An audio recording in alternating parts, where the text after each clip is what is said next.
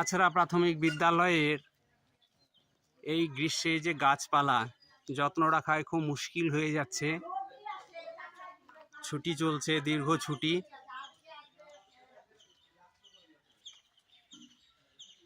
এত তীব্র দাবদাহে বিদ্যালয়ের প্রাকৃতিক পরিবেশ ঠিক রাখা একটা দুরূহ ব্যাপার। গাছে গাছে ফুল এসছে, জারুল ফুল, গেটে বগনভলিয়া, বাগান বিলাস, আমরা কাগজ ফুল বলেই জানি। তো এত গ্রীষ্মে ঠিক রাখা খুব মুশকিল, তবুও চেষ্টা চরিত্র করে বিদ্যালয়টাকে সবুজে শ্যামলে রাখার একটা প্রচেষ্টা আমরা করছি।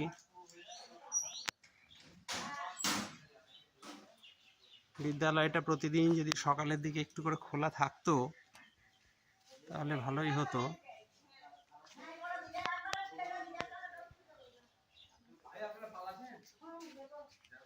আম গাছে আম এসছে, অন্যান্য বছরের চেয়ে যদিও কম, কিন্তু তবুও ভালোই আম আছে। এই আমার আমলকি গাছ, আমলকি বন কাঁপে যেন তার বুক করে দুরু দুরু। দুটো আমলকি আছে। মুক্ত মঞ্চের নিচে রক্তকরবী, শিউলি এসবগুলো আছে। মুক্ত মঞ্চের ওপরে rooftop rain water harvesting system এবং সোলার গিজার করা হয়েছে। আমার বিদ্যালয়ের দুটো বিল্ডিংয়ের প্রায় 1800 স্কোয়ার ফিট ছাদের জল সবটাই আমরা শোধন করে নিয়ে রিজার্ভারে সংরক্ষণ করে রাখি। 4000 লিটার পিউরিফাই স্টোরেজ থাকে এবং বাকি ওভারফ্লো হলে সেটা গ্রাউন্ডে এসে রিচার্জ হয়। ওই যে কাঁঠাল গাছের নিচে আমাদের রিচার্জ পিট, একটা পুরনো মাট্টু পাম্পের ভেতর দিয়ে সেটাকে রিচার্জ করা হয়।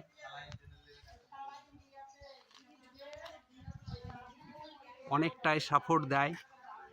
গরম জল, গ্যাসের খরচ আমার অনেক কমিয়ে দিয়েছে গিজারে। আমরা গত বছর পাকা আম খেয়েছিলাম প্রচুর পরিমাণে, এবছরেও খাবো আশা করছি। এই যে আমার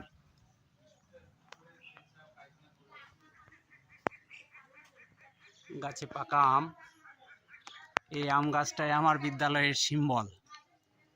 মূল বিল্ডিংয়ের নিচে বারান্দার সামনে গোলাপ এবং রক্তকরবীর গাছ, বাউন্ডারির চারিধারে আছে বাগান বিলাস, রক্তকরবী, কাঁঠাল, পেয়ারা, জবা, টেকোমা, বকুল, নাগ পঞ্চমী, পেঁপে। এবার পেঁপেও খেয়েছি অনেক আমরা। এই হচ্ছে আমার বিদ্যালয়ের এই গ্রীষ্মের দাবেদাহের ভিউ।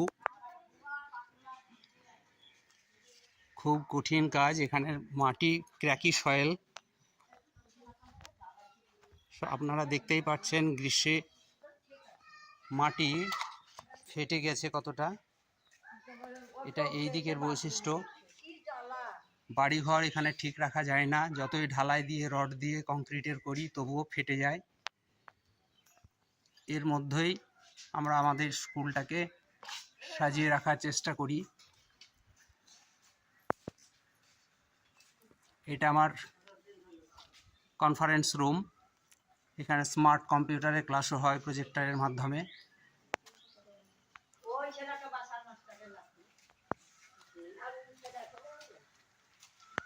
এই যে এখানে আমার হ্যান্ড ওয়াশ পয়েন্ট, প্রচুর ট্যাপ এবং প্রত্যেক জায়গায় সাবান।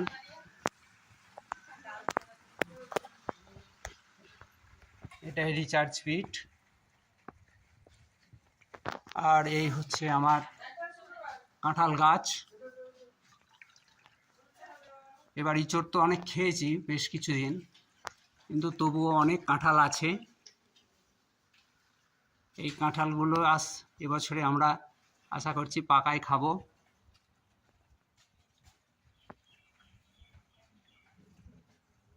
আগামী 7 তারিখে এখানে সাধারণ নির্বাচন, লোকসভা নির্বাচনের প্রাক্কালে বিদ্যালয়ের বুথগুলোকে ঠিক সাজানোর জন্যেই আজকে বিদ্যালয়ে আসা। সব ঠিকঠাক করা আছে। প্রত্যেকটা ঘরেই এমার্জেন্সি বাল্ব, 3টে করে ফ্যান, 2টো করে টিউব লাইট, পায়খানা বাথরুমের সাবান, লাইট, ডাস্টবিন চেষ্টা করা হয়েছে সুন্দর করে সাজিয়ে দিতে। এমনিতেই আমার স্কুলের প্রাকৃতিক পরিবেশ, পঠন পাঠনের পরিবেশ অন্য আর 10টা স্কুলের চেয়ে একটু আলাদা। চেষ্টা করি একটা ডিফারেন্স তৈরি রাখার, কারণ আমাদেরকেই গড়তে হবে আমার এই সমাজ, এই পরিবেশ।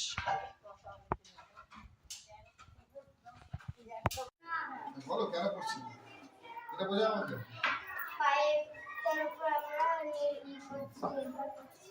আর বিরাটটা নিয়ে স্কুলে বসে আছে। পরিবেশ গড়ে তোলা, জনপ্রকল্প বাস্তবায়ন করা, বিদ্যালয় শ্রেণীকক্ষগুলিকে পরিষ্কার পরিচ্ছন্ন রাখা এই শিক্ষক এবং প্রধান শিক্ষক মহাশয়দের কৃতিত্ব। কারণ আমরা জানি আমরা যে গ্রামের ছেলে, যে পরিবারের ছেলে, যে ঘর থেকে উঠে এসেছি, আমরা বেশিরভাগই হচ্ছি খেটে খাওয়া মানুষের ঘরের ছেলে, আমরা চাষি পরিবারের ছেলে, কৃষক পরিবারের ছেলে। এই বিদ্যালয় প্রতিষ্ঠিত হয়েছিল 1942 সালে। তখন ভারত ছাড়ো আন্দোলন, অসহযোগ আন্দোলন তখন চলছে সারা ভারতবর্ষব্যাপী। ঠিক সেই সময় একেবারে নির্ভেজাল 100% মুসলিম অধ্যুষিত গ্রাম, যে গ্রামে এক ঘর হিন্দু পরিবার ছিলেন আর বাকি সমস্ত মানুষই ছিল মুসলিম পরিবারভুক্ত ধর্মাবলম্বী মানুষ। সেই গ্রামে এখানে মাদ্রাসা শিক্ষার প্রচলন ছিল না তা নয়, মক্তব দিয়ে শুরু হয়েছিল। কিন্তু তৎকালীন যুগে 1942 সালে যারা মানুষ ছিলেন এই গ্রামে, যারা শিক্ষানুরাগী ব্যক্তিত্ব ছিলেন, তারা কিন্তু মাদ্রাসা শিক্ষার দিকে নজর না দিয়ে তারা কিন্তু সাধারণ প্রাথমিক বিদ্যালয় গঠন করার উদ্যোগ গ্রহণ করেন এবং সেই 1942 সালে এই স্কুল প্রতিষ্ঠিত হয়। এবং সেই প্রতিষ্ঠানের মধ্য দিয়ে আমরা যারা বিভিন্ন জায়গায় ছিটিয়ে ছুটিয়ে আছি, যারা সরকারি আবাসিক সরকারি আধিকারিক হয়েছেন অনেকে,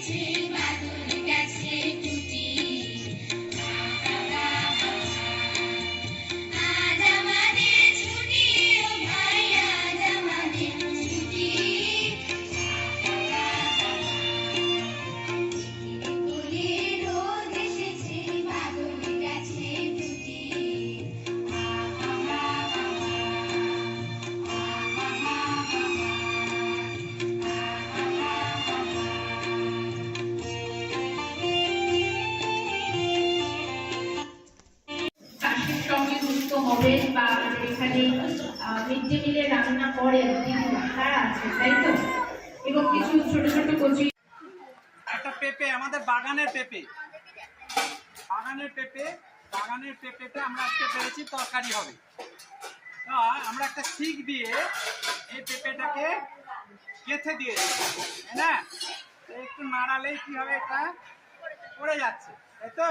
তাহলে আমি এই পেঁপেটাকে গেঁথে দিয়ে আমি আর নাড়াবো না। এবার যদি আমি এমনি করে ঠুকি তাহলে কি হবে?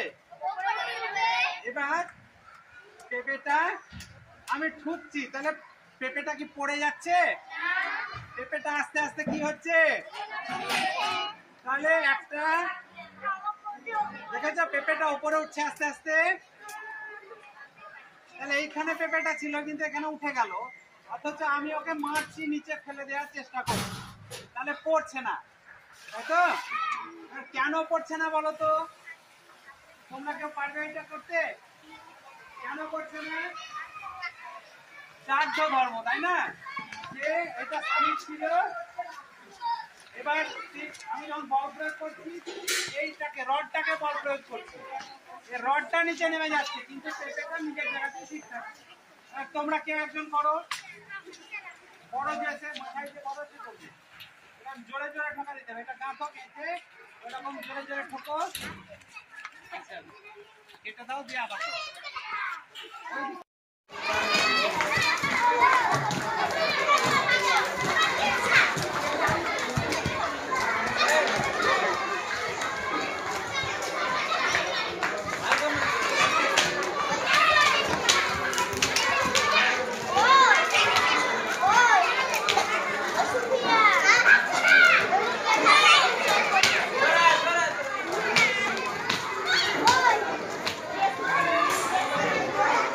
এখন নতুন একটা ব্যবস্থাপনা আবার শুরু করলাম, যে সোলার প্যানেল আমরা লাগাচ্ছি, কাজ চলছে। আমরা চাইছি বহনশীল উন্নয়ন। কত গ্লোবাল ওয়ার্মিং থেকে রক্ষা পাওয়ার একমাত্র উপায় হচ্ছে যে প্রাকৃতিক যে সমস্ত শক্তিগুলো আছে, সৌরশক্তি, বায়ুশক্তি, সেইগুলোকে কাজে লাগানো, প্রচুর পরিমাণে গাছ লাগানো, যাতে অক্সিজেনের উৎপাদন বৃদ্ধি পায়। সঙ্গে সঙ্গে অক্সিজেন উৎপাদনের সাথে সাথে বিদ্যালয়ে ছায়া দেয়, বিদ্যালয়ের পরিবেশটা ভালো থাকে। ফলমূল উৎপাদন হচ্ছে, আপনারা সবাই জানেন আমার স্কুলের গাছপালার কথা। সেটা আজকে আবার নতুন করে একটা আমরা ভিডিও করছি আমার স্কুলের। এই হচ্ছে প্রাকৃতিক ভিউ, আছড়া প্রাথমিক বিদ্যালয়। দূরে দেখা যাচ্ছে নিচে কম্পিউটার ঘর, উপরে হেডমাস্টারমশাইয়ের কক্ষ, রেন ওয়াটার হারভেস্টিং সিস্টেম, মুক্ত মঞ্চ, আমলকি গাছ, শিউলি গাছ, আম গাছ, পেঁপে গাছ, পেয়ারা গাছ, কাঁঠাল গাছ, রক্তকরবী, সজনে, আম, প্রচুর গাছপালা আমার স্কুলে আছে। গেটে আছে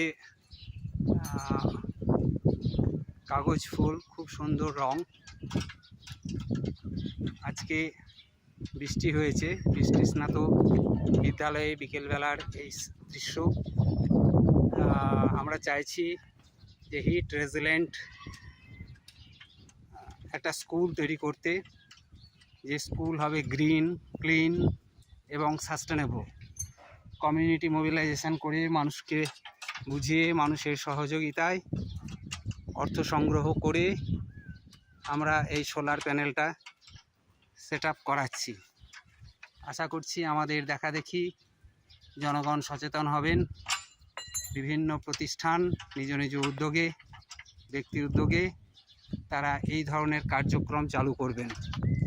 আছড়া প্রাথমিক বিদ্যালয় পায়োনিয়ার হয়ে থাকবে আগামী দিনে কৃষ্ণ উষ্ণায়ন রুখতে এবং কৃষ্ণ উষ্ণায়নের সাথে সাথে জীবন প্রণালীর জীবন যাত্রার যে পরিবর্তন হওয়া দরকার সেটা নিশ্চয়ই আমাদের কাছ থেকে মানুষ শিখবে, এই আশা আমাদের আছে।